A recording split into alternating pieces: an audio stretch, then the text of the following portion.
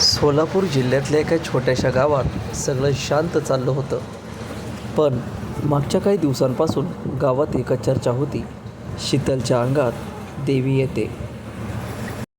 शीतल एक साधी 22 वर्षांची मुलगी, पण दर मंगळवारी संध्याकाळी ती अचानक थरथर कापायला लागायची. मोठ्याने ओरडायची, केस मोकळे सोडून नाचायची. घाबरून गावकरी देखील जायचे. देवी आली, देवी आली. लोक तिच्या पायावर पडायला लागायचे.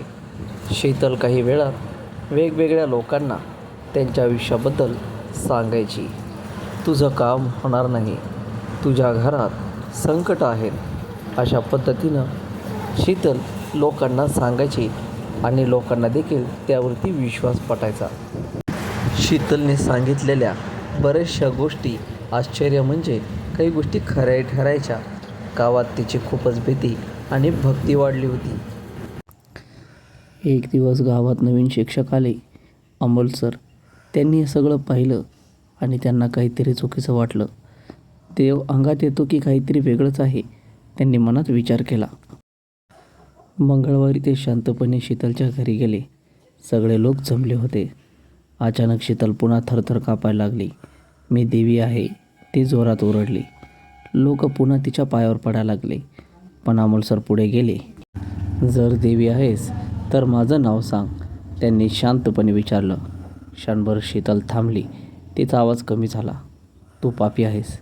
ती विषय बदलू लागली. अमोल सरांनी लक्ष दिलं. ती प्रत्येक वेळी प्रश्न चुकवत होती. दुसऱ्या दिवशी त्यांनी शीतलच्या मैत्रिणींशी बोलले. तेव्हा एक मोठं सत्य समोर आलं. शीतल खूप तणावात होती.